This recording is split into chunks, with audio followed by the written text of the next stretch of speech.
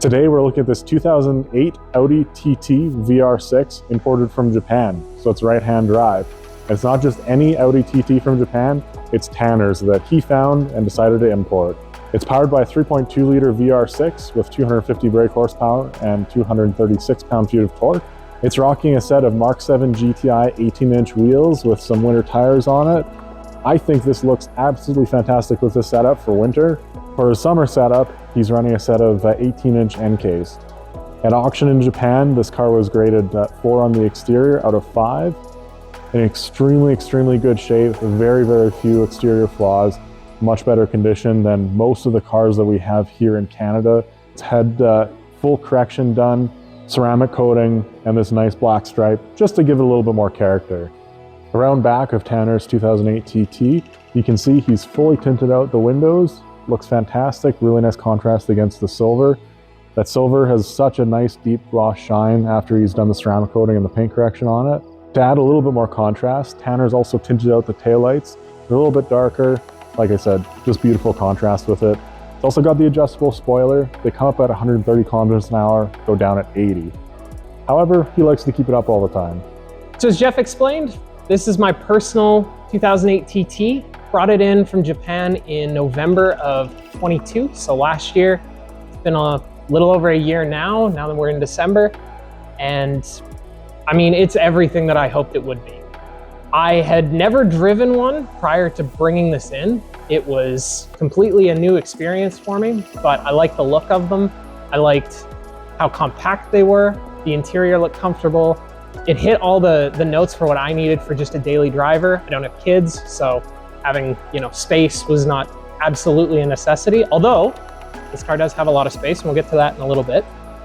But just to kind of go over some more details and expand on what Jeff was talking about there, the exhaust system that's on this car is produced by a company called Bikyo in Japan that,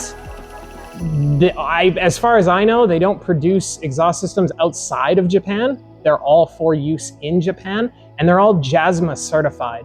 So in order to be able to drive a vehicle on the road there, it needs to pass what's called a shaken inspection every 2 years. They are extremely stringent tests that look for any kind of failures, any kind of issues with the vehicle, leaks, that sort of thing. And if there's anything, it needs to be fixed. It's illegal to drip oil on the roads in Japan. If there is a drip of oil that lands on the ground and a police officer sees it and sees it coming from your vehicle, you can get a fine. They are on a whole nother level there with this sort of stuff as far as vehicle maintenance goes. So the certifications there are very stringent. As a result, the exhaust system that's on this is road legal for use there, but it still sounds absolutely fantastic.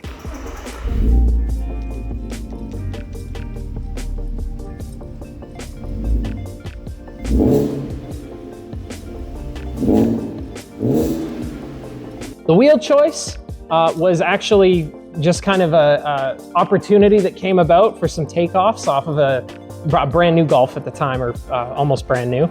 So the bolt pattern fit, they bolted right up, and it actually looked really good against the rest of the car, especially with the stripe and everything. It kind of all tied itself together.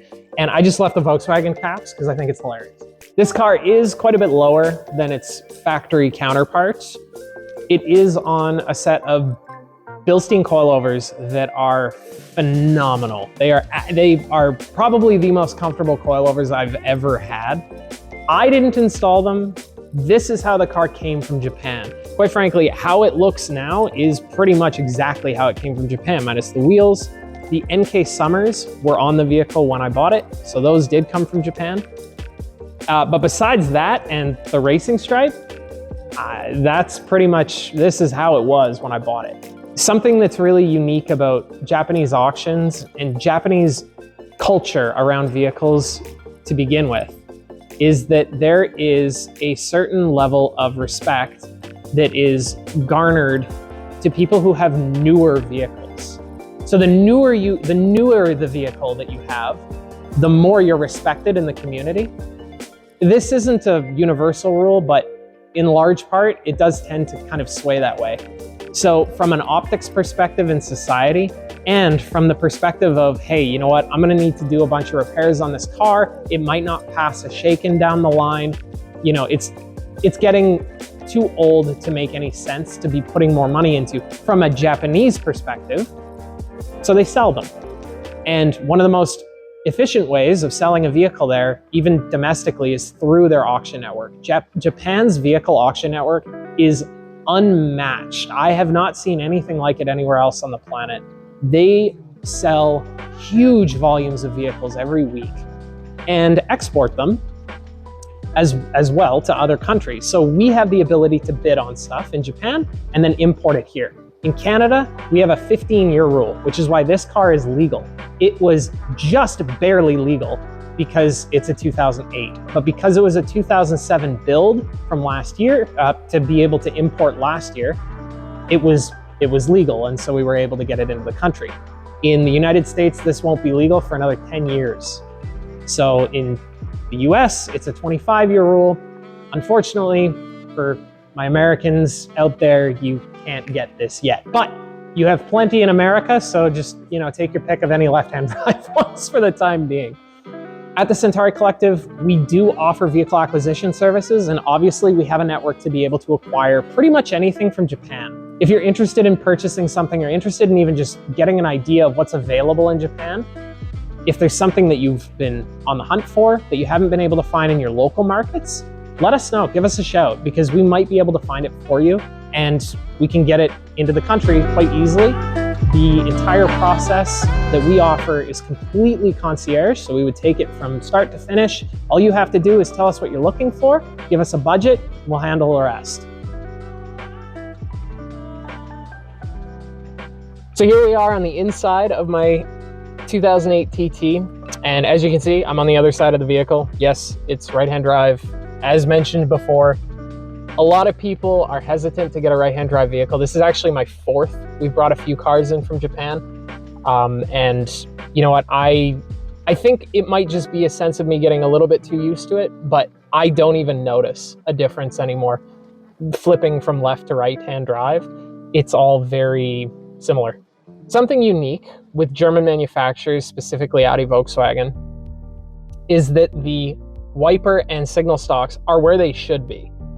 If you know anything about Japanese vehicles, especially anything that is a Japanese manufacturer, Toyota, Honda, Nissan, all have the stalks flipped. So the entire driving experience is backward. The only thing that's the same are the pedals. But on this car as well, the signal stalk is on the left, as you'd expect it would be, and wipers are on the right. So that makes the transition of going to a right-hand drive vehicle a lot easier because you're not turning on the wiper blades when you're trying to signal. This car is a DSG. It is a 6-speed dual-clutch semi-automatic transmission with paddle shifts, and I love it. A lot of people will absolutely, hands down, no doubt about it, go for the manual transmission, and I get it. They're a lot of fun to drive. I've had manual vehicles in the past. My last vehicle was a manual, but I have to say the shifting speed of this car is nuts. We'll see that in some of the driving footage, but the time it takes for me to press on a paddle and to have the car be in the next gear is lightning quick. It does it before I can even think about it. So as a result, there's no lag between shifts at all. It just keeps pulling and it is a blast. The downshifts are snappy and quick. And with the VR6, it just makes phenomenal noises all the way through the rev range. I do have an upgraded head unit in this vehicle as well, just a Amazon touchscreen doubled in, but it's actually really decent. It's got Android Auto, Apple CarPlay, all the extra features that you'd want. Something else really unique about TTs in general, especially the Mark IIs, the second generation cars like this one, is that the interiors are actually R8. So they've been stolen from the Audi R8 of the same generation. These seats are from the R8, the steering wheel's from the R8. There's a lot of little trim pieces in here that are either similar or directly from the R8. And I was specifically looking for the half Alcantara or suede or whatever you want to call it, half leather seating because not only is it comfortable, but it doesn't have the Audi leather sag issue, which basically on these cars, if you get them with just full leather interiors, after quite a few kilometers, actually not even that many kilometers, there's some at 50,000 kilometers that the seats, the leather starts to bunch up and sag and it gets all really awful looking. But you don't get that with the Alcantara. So that was definitely a focus when I was looking for this car. The center console, I took the liberty of attempting to carbon skin myself. This was a first try at carbon skinning. It is far from perfect, but it doesn't look that bad. And you know what? I'm happy with it for a first attempt. I think it adds a little bit to the car. I'd like to get a few more carbon bits for this car, but down the line, we'll see what works best. So get a quick startup video here, just to kind of give you an idea of what it's like. I mean, ultimately, this is no different than a North American market car in terms of operation. It is exactly the same. Key in the ignition, foot on the brake, and it fires right up. This car has 92,400 kilometers on it and change. I bought it with about 86,000 or so, which is pretty standard issue for Japan, but obviously remarkably low for anything here. So despite the relatively small space that it feels like that we're occupying in here, it's nice and cozy, that's for sure. It definitely feels safe. And this car does have back seats, so it's more of a 2+2. It's not really a 4-seater.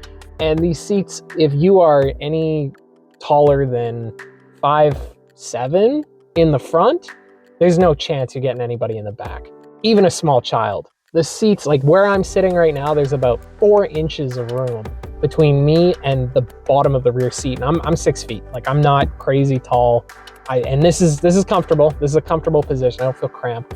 So the back seat's not really useful, but they're there just so Audi could sell it as a 2+2. That said, the storage space in this car is actually extraordinarily good. The rear seats do fold down completely flat, and this is a hatchback. So the vertical space is decent. Getting fairly large items in here is very doable.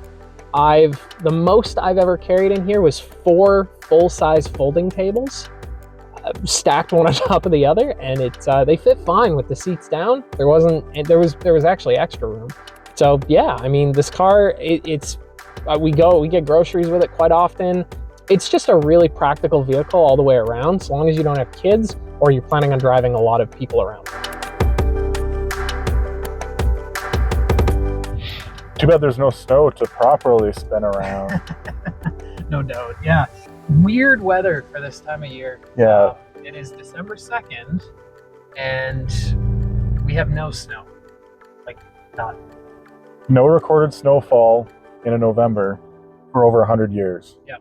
All right, so right now it's in just regular automatic mode. It's just very smooth through the gears. There's not really it really does feel like any other automatic.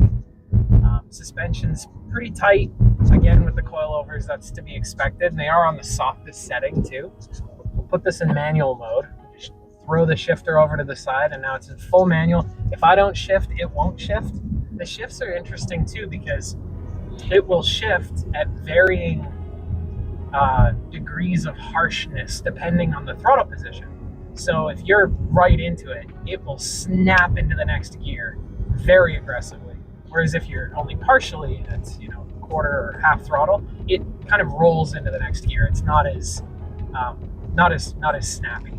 Yeah, that's something the dual clutch transmissions have always been known for, is they're very, very snappy that way, and they kind of know what's going to happen ahead of time, even though it really doesn't have any way of knowing, but it knows what gear you want, how you're going to shift, and of course it adapts very, very quickly to the throttle position, which is fantastic.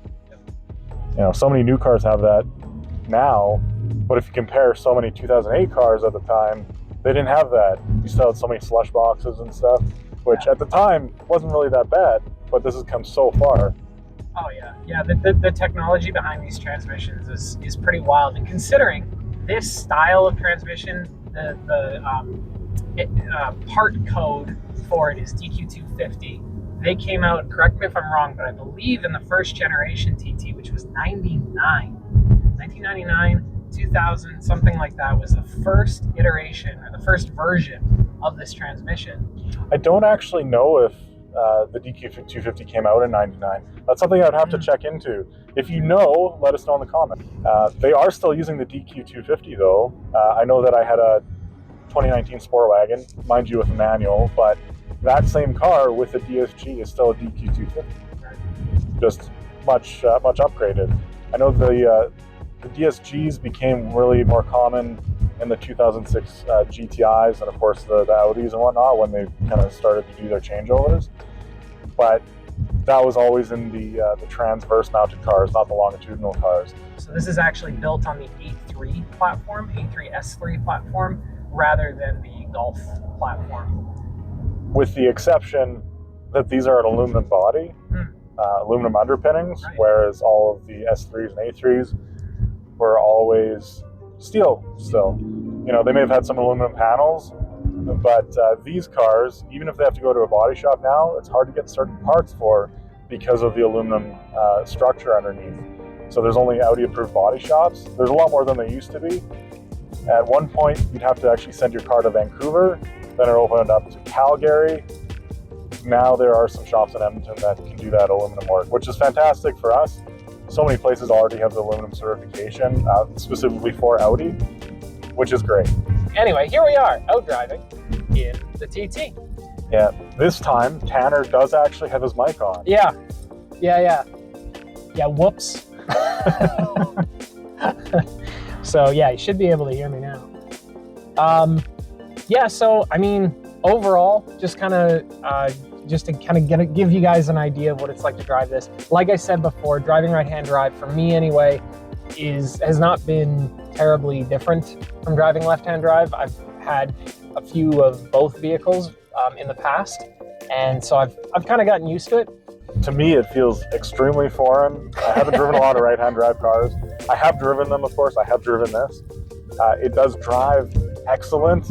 It's just getting used to being on the other side of the car and remembering that you do still have another half of the car beside you, right, to keep in mind. And it's really weird. Doing lane changes, I think, is the worst. Yeah. Left-hand turns. It's not really that bad after you've done it a little bit. You get used to it. Sitting in the left side of the car doesn't bother me at all. It feels normal, actually. Let's see if we can get a little bit of the sound of the exhaust note here. We'll see if the mics can pick it up. I'll try to roll down the window a little bit here too. Hopefully we can get a little bit. I'll just go under this. Yeah. Try to get a little bit more noise here.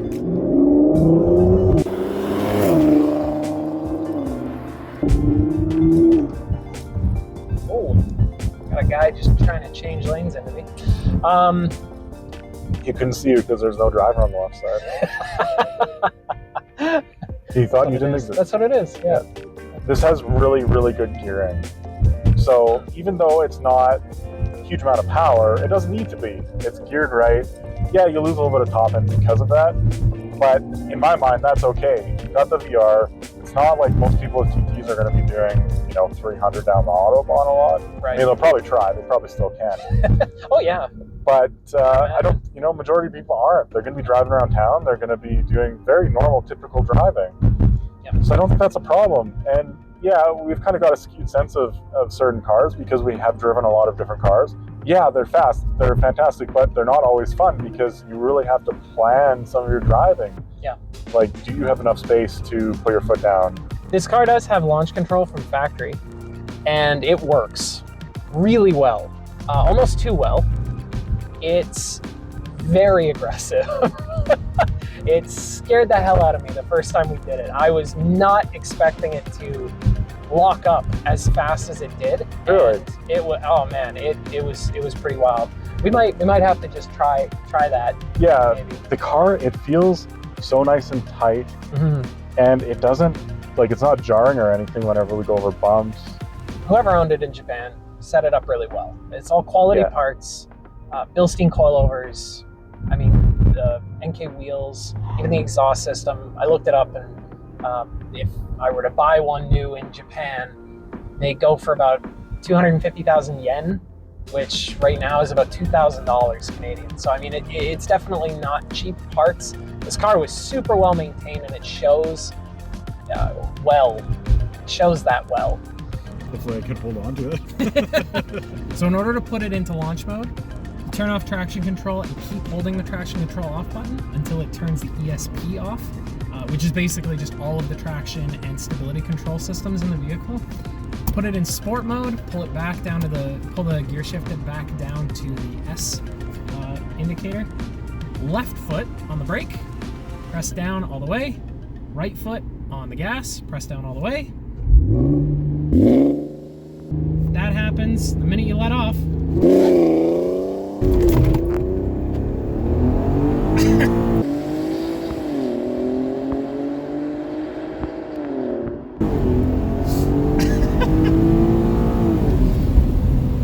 Yeah, it doesn't seem that violent outside. No, right? But it's definitely takes off pretty good. Yeah, this car's a blast. For the money, I don't know that it gets any better. Having launch control, all-wheel drive, great sound, great usability, daily driver capability. It's a phenomenal car. Thank you for watching our video today on Tanner's 2008 TT that's right-hand drive. If you liked it, please like, subscribe, and let us know in the comments what you'd like to see in the future. Also want to thank Toro Automotive today for letting us use their showroom space. You should check them out, toroautomotive.com. They've got a great variety of vehicles, including that M4 that we did a video on recently.